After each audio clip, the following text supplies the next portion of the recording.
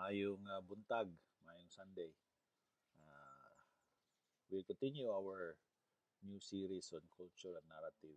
So, the reason nga itong ibuhat kini kaysa nagbalik kita sa mga liman sa mga lessons pero we're just going to follow the narrative of the Bible.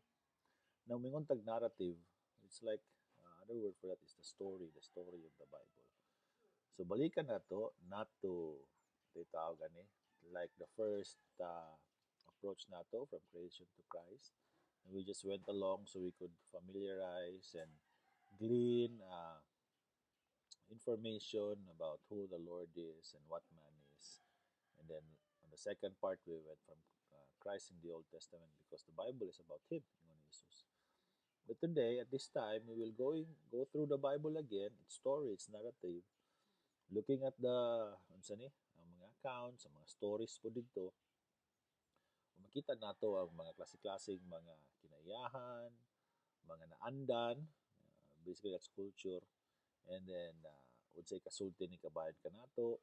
Again, we say and we have come to realize that the Bible is very descriptive. So what does it say about us and also what does it say about God? So daghan ang mga naandan na nato sa atong kinabuhi nga when we go back to the narrative makita nato naada day din and we get to understand who we are, what's really happening in the back, okay? Mao man na ang maayong sa tawag ni approach unta pod sa pagtuon sa Biblia. Dili lang na naman ko tayo di nga kining Bible sa dugay nga panahon sa Holy Bible nya murag hadlok ta og basa ni kay murag angay ra ni sa mga balaan, but no, actually just a story describing who God is and describing who we are. And by doing that, we really understand man, unsa pud ta, unsa pa gyud ang tao and why we are like this. Okay? And hopefully it makes sense.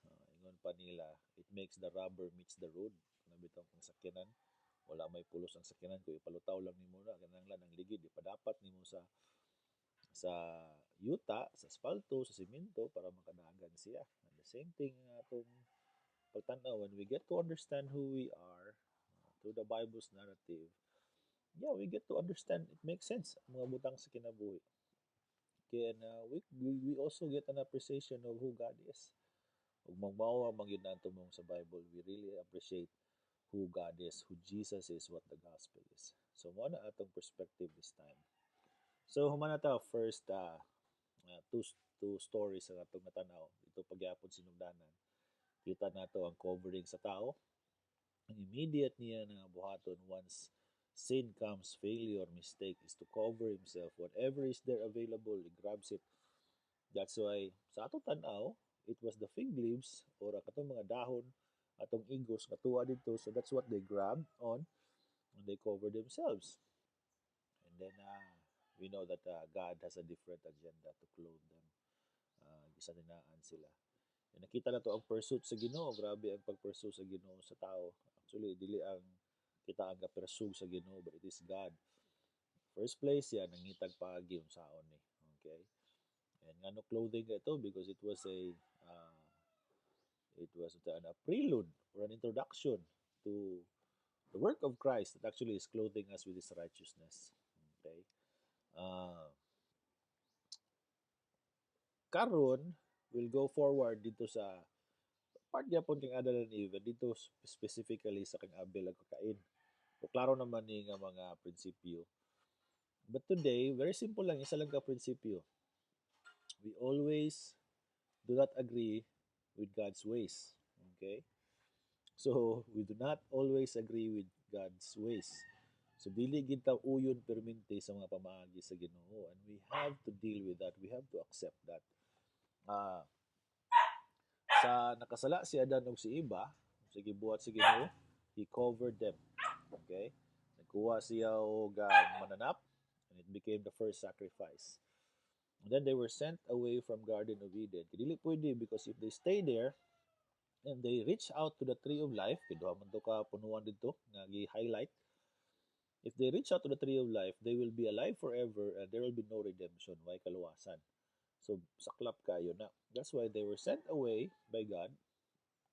Okay, they were sent away, and then after that, nagka-pamilya sila, nagkaanak sila, and then there was the promise of the pursuit, promise sa Ginoo sa Mesiyas. And then they were looking forward to it. That's why itong nagkaanak na sila, ingon si, there's an excitement, seems to be an excitement on the part of Eve. I have gotten a man. No. Very, sa tawag ni, mo po itong discussion last time nga, perminti ang tao maniguro sa iyang kagalingon. But the statement of Eve, it seems nga, yes, she understood. Okay, masabtan magid niya unsa tong the seed of the woman gikan sa kaliwat nimo. Klaro man tong astorya sa Ginoo sa tanaman, di ba? Klaro kay nga astorya nga kaliwat nimo iba ug iya pon kaliwat. Okay? Unsa ni? Which is Satan himself referring because he was referring to the snake. Okay? Uh, klaro tong naay kaliwat ni iba nga mo'y mudugmok or mupildi kang Satan, the serpent at that time. So, nanganak na sila, diretso gyud nagkuhan kang iba nga I have gotten an man. Take note of the word I. So, naagyo ng pagpaniguro sa kagalingon mao na gining tubag. But then of course there was another son and that was Abel. So Cain was the first one. So karon interesting lang story. Moingon ta nga last time we talked about nga imposible nga wala masabtan sa mga kabataan nga danong iba kining halad kining pagpatay og mananap. Ay nga naman katong sanina nila dili naman tumao. That has to decay or madaot and they had to do another killing of an animal and make its clothing their made its skin as their clothing. So numerous times na gyud sila nag sacrifice. Kaya sanina man to nila. That was their covering. Di na magid pwede nga maghubo-hubo na lang kadas gawas because it is an exposure of your sinfulness. Diba? So, nakita gini sa ilang mga kabataan. That answers the question in the narrative. Nakita nila ni. Kitaas biking edad nilang adan og iba. So, countless times they had to kill an animal and make its skin their clothing. So, nakita nila sa mga kabataan. But then, we see that there is this refusal of one of the sons of Adam and Eve to accept God's way, and that is to bring to him a death sacrifice, an animal sacrifice. And that's why suko kayo siya, di ba?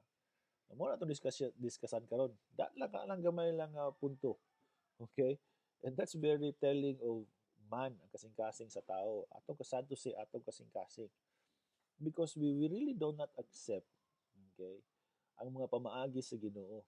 We really deny it, refuse it, and we invent other ways to bring to Him, and we tell Him mas maayo ni, okay, mas better ni. And then we want Him to accept it. Kung dili niya dawaton, masuko kita, mura bitaw ka ng bata nga wa nakuha ang iyang gusto, mag tantrums. So that's what we do. That's the heart of man. Okay? Yes, Abel understood. Maayo ginang makasabot. Nakasabot si Abel nga ang dalon nako kinig yung halad sa kuan kamatayon mananap. Mingon ta nga but the story suggests that kuan Abel was a unsa ni tigbalantay sa mga mananap and si Cain was a farmer. So natural lang gid sa iya nga dalon niya ang iyang abot, ang iyang gipaningkamutan, gihaguan.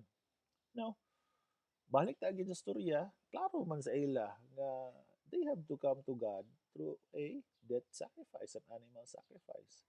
You have to kill it first. Pero Cain had his own mind. Naging sa iyang magaling hunahuna. And then when it was not accepted, nasuko siya, and the Lord dealt with him, how God dealt with Adam and Eve, their parents, by asking questions. The same thing yapon kang Cain. And again, we have discussed this sa lesson sa una pa. When God asked questions in the narrative, in the story, it's not because He does not know, but it is an opportunity for man to accept unsa man ang iyang faith, unsa iyang gibuhat, ang iyang failure, and to find redemption sa Ginoo. But no, Cain was adamant, suko siya. Okay? Lumingon ta nga si Cain raman na. Bukabulog mo, kita po, dagang mga pamaagi nga inana ta. If you remember the Jewish people, when they really met, when God really introduced Himself, kinsa gid ko, and it was through the standard, the law, through Moses. We know what the Jewish people did in the time of Jesus, di ba? They invented new laws. They created new laws because by looking at the law of Moses, lisod man gyud kaayo, di ba? Busa naghimo sila way around it, naghimo sila og ilang kagalingon nga mga balaod-balaod sa ilang mga katigulangan. Na mo ingon nila mas maayo ni kay mas makaya namo ni. Nga ang punto unta gyud nga through the law they really come to their senses of their failure and their need of redemption outside themselves, and that is Christ. But no, ingon sila no. We'll bring something else, we'll make a new set of laws. So mo to crazy ka ilang mga laws about kustumbre sa panghugas, wala man na. Unsa pa to? Sa pagkaon, kabahin sa Sabbath, kabahin sa mga relationship. Nagkaroon unsa to, di ba? Jesus highlighted it nga naunsa mo nga ang ang gidikanan na noon nagkaroon ang naiutang kabubuton sa mga anak. Successful ang mga anak dapat utang kabubuton daw ni sa mga ginikanan. And that's really totally perversion naman sa balaod. Ang gi-highlight na ni Jesus sa suko kay siya. Kabahin sa adultery. Ingon siya nga, kamura may nagbuhat ana. But the law of Moses doesn't allow it. But because since you harden your hearts, na mo na, there was a provision around it. Okay? So, mo itong uh, we really find ways. Muratag BDO ba na? Metrobank. We find ways around God and we bring it to Him and tell Him, di kami ngon mo na, dawaton ni mo Lord, but we tell Him, dawatan ni. Dawatan ni. Mauna akong dala sa imo. And that's what Cain was saying in the narrative. Ang kita po usahay, naganigayon mo po na. That's why we're having a hard time sa ni tawag ani making sense of things because we bring to him what we think is good and we want God to accept it. Now, as the Bible is saying, God's ways, narrative, and this time, because man failed, the only way we could come to him is through a sacrifice, death sacrifice. And Cain opposed it to his teeth. Suko gid kay siya. And that's why, in fact, we know in the story, he would not really admit sa iyang fault. And that's why God was still gracious to him and sent him away. And he started a family, started a city actually. But God was also watching him closely. The grace of God was still with him. Pero grabe gid kagay ang iyang kasing-kasing. Bisan kita karon, we try to invent new theology around new gospel actually. I've come to realize nga dili ta makadawat sa gospel na gihatag sa Ginoo sa ato. Unsa gato ang first part? Admission of our sin, admission of our fault, and to mention the word admission of our brokenness, we could not accept it. That's why we make new gospels actually. And that's very dangerous. Okay, we make new gospel around it nga no. We have discussed this that the Bible's message is very paradoxical. You cannot go to the other extreme and you stay there. No, it's paradoxical. It seems that's the balance of the message of the Bible. You cannot just go through one side. We are both sinner and saint. Yes, we've been made righteous by God, but the reality, as we are alive, we are sinners. And we cannot go to the other side po nga sinner ragid ka. And we cannot also go to the other side nga saint ragid ka. Okay, gipakamatarong ra ka. There is this paradoxical message of the Bible, and that's where we find the balance. Even the very nature of God, di ba? Sige na ko balik-balikon. It's both God and man. And people argue with it. They said, no, he is only man. Okay? And we cannot go to that extreme. Because of course he was God. And there's the balance there. It's very paradoxical. And a lot of the principles of the Bible are very paradoxical. Even salvation, we have to come to a realization of our nothingness, of our brokenness, our being bankrupt, so that we could appreciate what grace is. And this is the Bible's narrative. It's telling us how bankrupt man is. We could not admit our own fault. That's why, ato na discussed last time, repentance, confession is a package in salvation. It is a gift given to man because apart from that dili sa gitagaan gift as a gift, it is not normal for us to really accept our failures, our sin. Okay? Now we invent new gospels. Buhat kita og mga bag-o, just like the Jewish people. And we insist to people nga mao ra gid gospel. And we do not look at the narrative in the bigger picture. We don't look at the Bible in the bigger picture. So, it's 15 minutes already. So we will discuss more later on about this one. So that's it. We always refuse God's way. We want Him to accept our ways. But that's very, very fundamental. It's very cultural o naanda na nato sa atong kinabuhi. So see you later.